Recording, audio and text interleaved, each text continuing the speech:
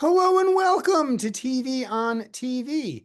I'm State Representative Tommy Vitolo. You're watching Brookline Interactive Group. Today is Thursday, October 23rd, and we have a great show for you today.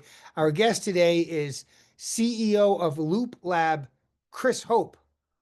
Reverend Chris Hope, in fact. Now, you might be thinking Loop Lab is scientific crochet. You'd be wrong. Stay tuned to find out what it is. But first, of course, we begin with the news. The United States government has officially entered week 4 of the federal shutdown with no signs of a deal in sight.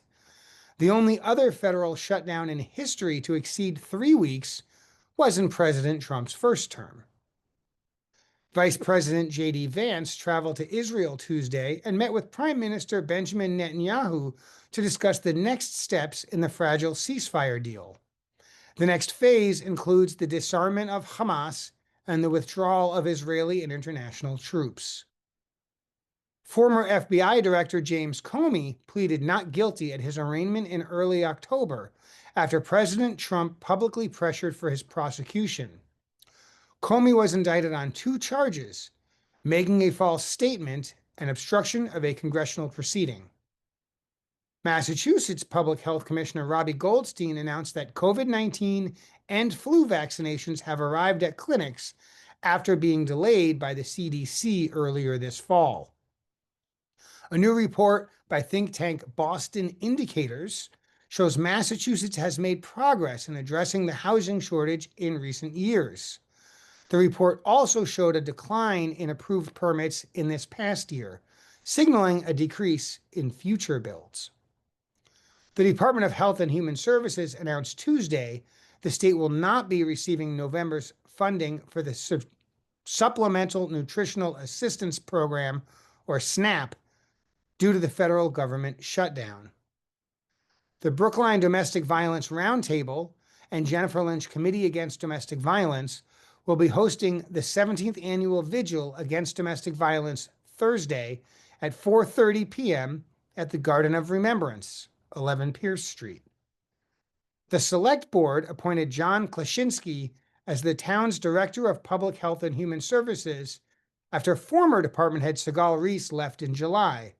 Klaczynski has been serving as interim director since midsummer. A week-long MBTA D-Line branch suspension begins Friday at 8 p.m. and will continue until October 31st. The T will be installing Green Line train protection system equipment to improve safety and operations. Folks, that's the news. Stay tuned. In just a minute, we're going to flip over to a pre-recorded interview with Loop Lab CEO Chris Hope, recorded in the Brookline Interactive Group studios earlier this week. Stay tuned. And we're back. And as you may notice, we are not in my office at the State House, and we are not in my dining room. We are, in fact, at Big Studios. And so here, TV on TV at Big Studios, we're here with Chris Hope. Chris is the CEO of Loop Lab. What the heck is Loop Lab? We'll bring you in the loop in just a minute. But first, Chris, I know you're very comfortable in this setting. Welcome to the show. Thank you so much for having me on the show, Tom. It's great I really to see you. appreciate you. I always wanted to be on See? TV on TV. TV on TV. And now I'm on TV on TV. Well, there's a radio on TV. Where there's on literally TV. a radio, but there's a BIG on the TV. You spent a lot of time across the river. Yes. Welcome to the South Side. Thank you. Thank you. I should definitely maybe start with my story. Yeah. So tell us, who the hell are you? What's going on? Yeah. Who the hell is What Chris have you been Hope? doing your whole life? I'll share this. So I'm Chris Hope. I am the CEO of the Loop Lab, which is a workforce development nonprofit that serves young adults from Greater Boston. More than that, my vision for society is rooted in the belief of what I call a digital beloved community. The reality of where we are now as human beings is that our society doesn't just do technology. We live and breathe technology. It's immersed in everything. And when you start talking about the future of work, you really need to be talking about now. And one of the major concerns around the digital economy absolutely is the pipeline. who are the people that are learning now in our higher ed spaces and also within our workforce development spaces that are getting the opportunities needed to get from point A to point B, B being their future, right? And being assets to our society. And the reality is there's so much inequity that exists. So we serve at the Loop Lab what we call not marginalized, not underrepresented youth. We serve underestimated young adults. Now, that could be someone who is coming from a lower socioeconomic bracket. It could be someone who is coming from a space where they're African American or they're second generation American, or it could be someone who's a woman. In many tech spaces and also digital economy spaces, women are highly underestimated. So we offer free programming for high school students and 18 plus. They get paid to do months of workforce development training in audio production, video production. We've added AI and AI workforce development as part of the curriculum.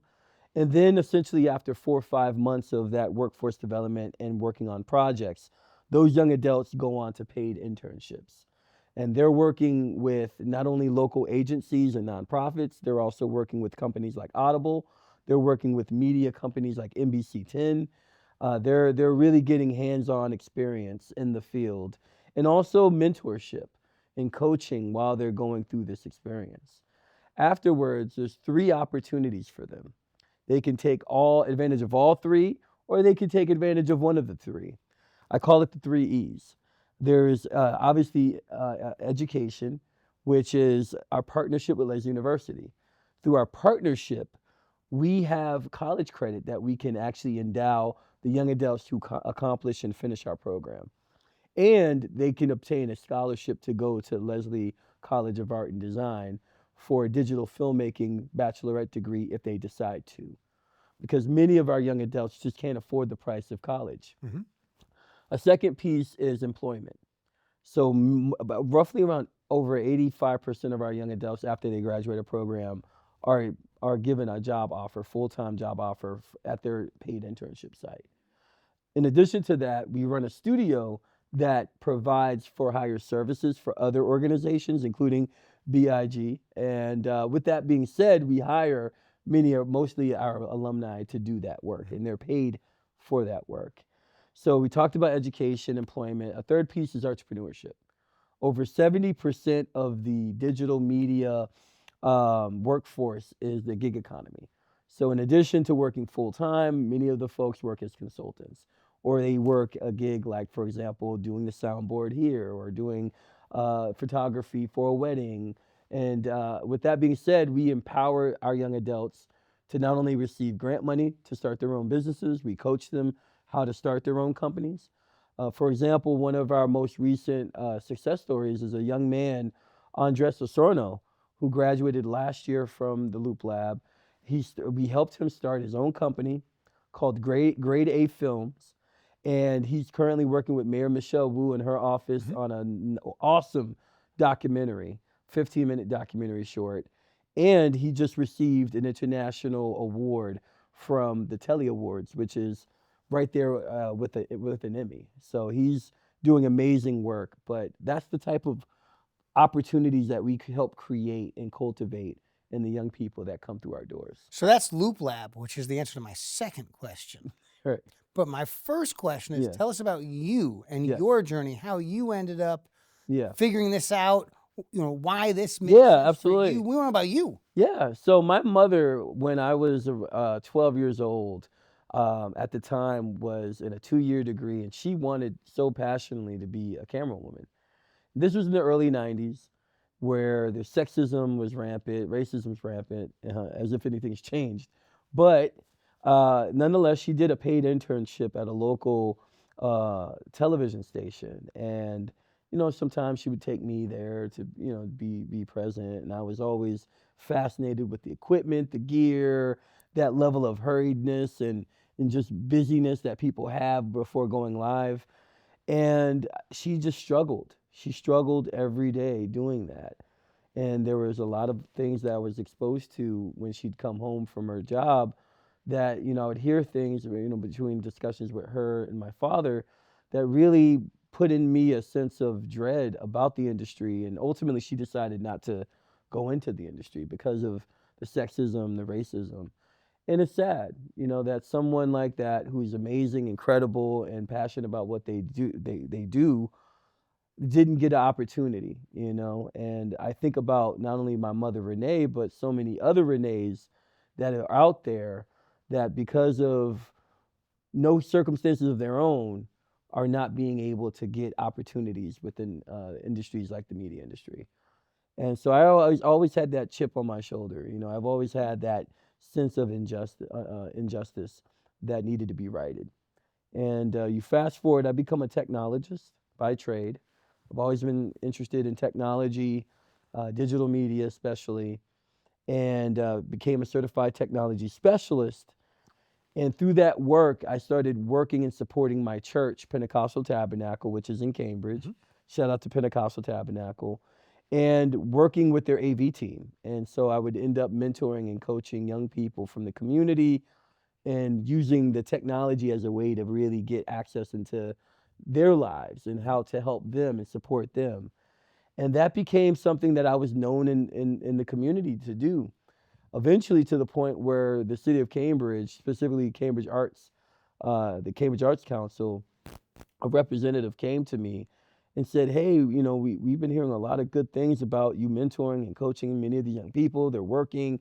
Have you ever thought about doing a formal program or a formal organization?" And at that time, it hadn't dawned on me. And this is again like 12 years ago, 10 years ago.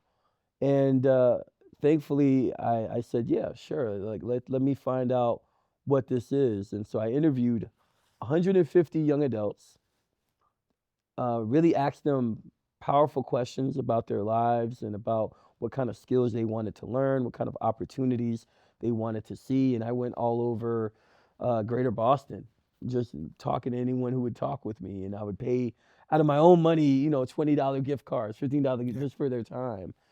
And from those conversations really came two through lines. The first through line, or kind of connecting thread, was these young adults knew what they needed to change their lives and to transform their lives, but their issue was access. Most of them felt like they did not have access to opportunities. Mhm. And the second thing that I thought was really powerful and brilliant was that I discovered that these young adults really wanted to be able to have the skills and abilities to tell their story. Oftentimes, they're coming from communities where media outlets are talking about their communities and this In is very particular ways. very particular ways, very particular narratives, Mhm. and it's coming from people that don't even live in their Right. community, right? Right. Or their culture. And so they wanted empowerment. Yeah.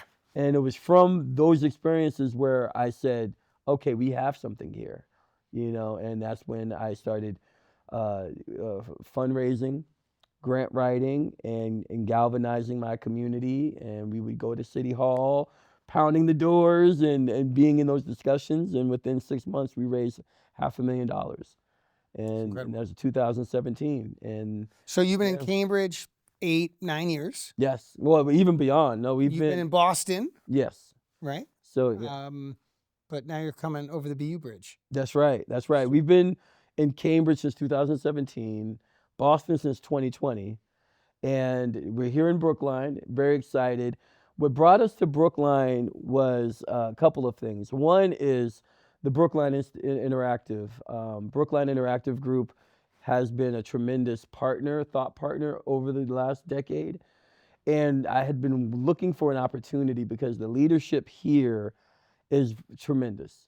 On the folks that are on the board, Jessica, I've known Jessica for many, many years, and I've always wanted to work with the team because one, the values are aligned. BIG really does believe in serving the community, and our organization is a community-based Mhm. organization.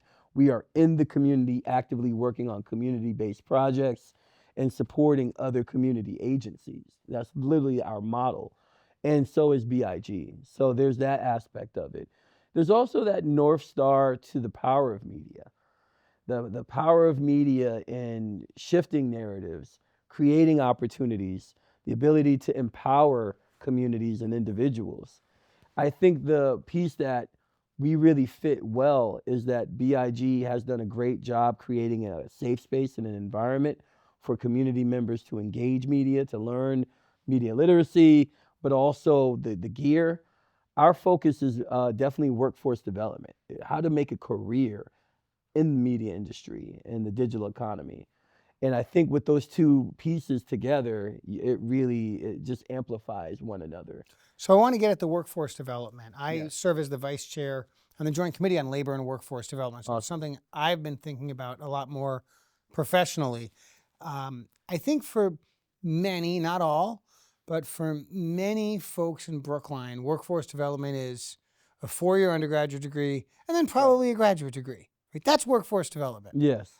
Obviously, that's not true for every young Right. person, and it's certainly not true for every person everywhere, right? And so you mentioned Leslie University, you mentioned higher ed as part of this, Right. but you also talked about other ways of going about it. So That's help us understand a little more when you say workforce development. What are these young people coming away with? Yes. What are the relationships you have? And then Right. sort of they take a breath, they meet with you, they have some mentoring. Right. What are you doing next? And some are going to say, I want Leslie University. Some are going to say, I'm just going to Stanford. I'm done with this. I'm going to do biochemistry. Right. Right. But some are going to say, I'm going to go get a job. Yeah. I'm going to go get a paycheck right now. How does that play out? And who are your partners? And how do Absolutely. you think through all of that? Absolutely.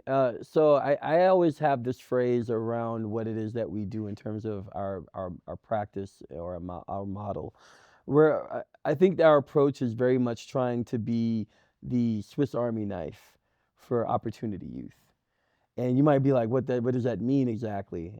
So obviously we offer higher ed and we accept as an organization, and I accept as a leader, higher ed as an option and as an opportunity for a group of individuals that historically have not been able to access higher ed. And the reality of our society, if we're really being honest, is that there are always going to be a percentage of young people that are not going to college. Mm-hmm. For whatever reason, Sure. for a variety of reasons, they are not going. What is society going to do with those young people? Right? Are we just going to X them out of our community, excommunicado, or are we going go to work at Home find- Depot? Exactly. Right? There's got to be something else. Right. There has to be something else that provides opportunity for them and allows them to be working assets to our society to give in financially, but also we can support. And so what we offer is credentialing. So we're partnered with IATSE and also AVIXA, which is the audio video industry's labor organization. And through that, we can help credential many of these young adults, even if they don't have a college degree.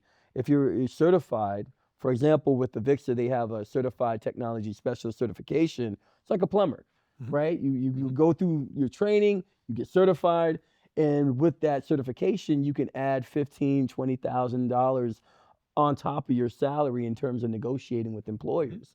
Those are the types of doors that we're opening. Now, it's good to have college on the table if you want it. And if that's not your vision, that's not the pathway that you see your life, we're not going to hold you to that. Here's some other options as well. And it might be that's not your option right now. Right. Exactly. Right. We have currently several alumni that have graduated from Leslie University, and a couple that are currently at Leslie now. And then there's some that are currently working in the industry right now, and outside of just thinking about college. We have one individual that worked on Black Panther 2 when they were shooting a few years ago. They're working on another project with Marvel. Like there's folks that I think for me, the beautiful thing about what we're doing is it's within the spirit of understanding that these young people are more brilliant than we give them credit for. They know where they want to take most of their life. And if anything, we're there to tap into what's inside of them and pulling that out and helping coach them, mentor, and guide them to the direction that they see fit. The last thing that we want to do is say, oh, you have to do this. Because if there's no buy-in from them, then why are we here? Right. And I think that's the beautiful opportunity that the town of Brookline has right now, is really being able to be at the forefront of something that's innovative. It's innovative because we're talking about digital media. We're talking about emerging technology, an emerging field, not a diminishing field, right? And secondly, you're also talking about something that doesn't get focused on enough, which is the gig economy. When we talk about workforce development, we often talk about, the Your 9 to 5 nine career. to Yep. five or treat, right? The reality is more and more people are working in the gig economy, and they need support. They need training. They need to understand financial literacy and how they can budget themselves as a W-9 contractor versus a W-2 employee, right? Or how, if they decide to have an incorporated business, where do you start? How do you start? How do you even set up a business bank account? Right. So we're teaching that in real time, and we're thankfully leaning in on our partners like Eastern Bank. This semester, we're leaning in on our partner TD Bank.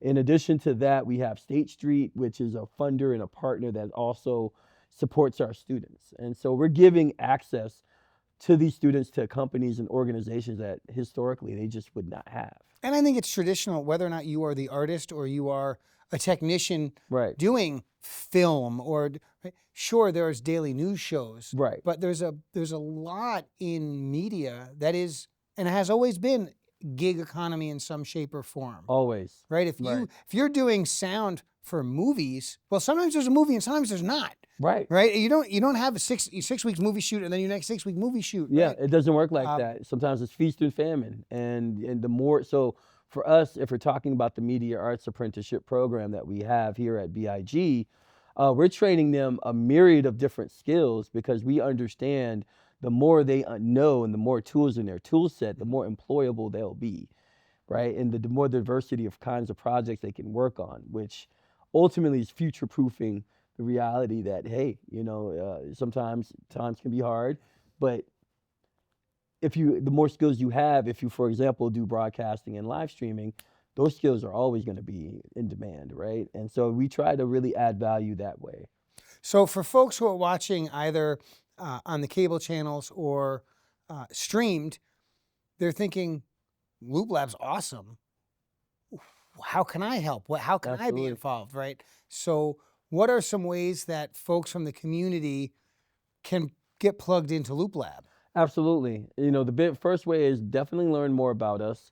Go to the website, www.thelooplab.org, thelooplab.org, and that's a further way to get to know what we do, who we serve, why we exist. Additionally, I always break it down into 3 ways: time, talent, treasure. Time being, you can volunteer. You want to be on the board? Pick 2, right? Exactly. You want to be a part of the Loop Lab ecosystem, pick 2. Time being volunteering. Many of our young adults, again, we're talking about high school age and also post-secondary, so 18 plus. Many of them need coaching. Many of them need mentors. And so, again, if this is a mission that is tugging at you, we would love to. And you don't have to hear know how to from you. operate a camera to Right. be that kind of a You mentor. do not know how to operate a camera, how to tell a story, how to shoot a commercial. But if you care for human beings and you really see the value of underestimated populations coming into these industries, then absolutely, we welcome you with open arms. In addition to volunteering and time, is their talent. Many people in Brookline, in the town of Brookline, have tremendous amounts of talent all across the board, right? Come and bring that talent to the Loop Lab and support the work that we're doing at Brookline Interactive Group, whatever that may be, right? It could be in marketing, it could be in so many other kinds of ways. One gentleman who serves on our board, his talent has been really, he served and worked as a consultant for many, many years. And one of the talents that I've noticed is he's a connector. He's a super connector. He's bringing other agencies and people that I would not even have thought of to the table. And it's been incredible. He's been serving on our board for 7 years, though, because that's the kind of energy and community we have. Obviously, there's time, talent, but there's treasure. And with an organization, a nonprofit, we only survive based on the philanthropy that exists around us and the people that pour into financially what we do. That money goes into laptops for the students and apprentices that need them so that they can do digital editing. It goes into the cameras that we have to purchase in order to support them learning how to operate the cameras. All of the different, and media is not inexpensive. That's right. That's right. Endeavor. It's not, as I'm sure the folks here at BIG can attest. And that to. can So, be individuals, that Right. can be folks who can guide That's right. companies to make That's different right. decisions. That could be Sponsorships. helping with grant writing and Yes. going after public money. Lots of Absolutely. different kinds. All kinds It of all ways. spends. That's right. It all spends. The best and most immediate opportunity is October 27th, which is a Monday evening at 6 p.m. at State Street headquarters, right there in the financial district. We're having Loop Dreams, which is our annual soiree. It is going to be an amazing event, open bar, food everywhere, but we're going to be honoring our young adults, honoring their work, and bringing together so many aspects of the communities that we serve. The mayor of Cambridge, Mayor Denise Simmons is going to be there, Mayor Michelle Wu in her office, but also, our folks here at Brookline will be there as well. And so we're very excited about that. But that's an opportunity to learn a little bit more about who we are, what we are, and also to contribute your time, talent, and treasure.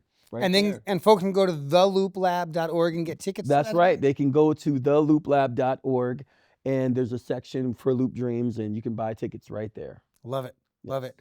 And to be clear, you've got at least one Loop Lab gentleman, young man, on the other side of the camera, Jamil, working it right now. Jamil, you're gonna come out? So we have Jamil Abernathy, who is an awesome apprentice currently. If you want to, you're welcome to hop on the couch. If you want to stay on the other side, Right. you're welcome to do that too. Right. No, this is the beauty of again, behind the scene jobs that exist. Not everybody has a face made for TV like us. Someone asked me what it is that we do exactly, and I should have led with this. I like to highlight that because oftentimes when we think about media, we only think about the people in front of the cameras. Yeah. We think about the people in front of the microphones.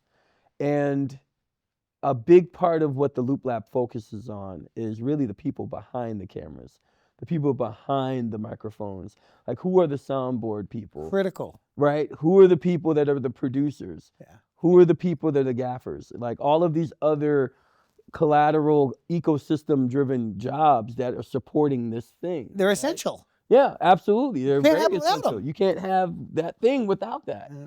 And so as much as we love our stars and our talent, we also can't forget the behind the, and that's where the Loop Lab comes in, right? In terms of a non-traditional workforce pathway for those folks that want to work in those spaces. Amazing. Well, Chris, Thank you. You've done this before. We're just about out of time.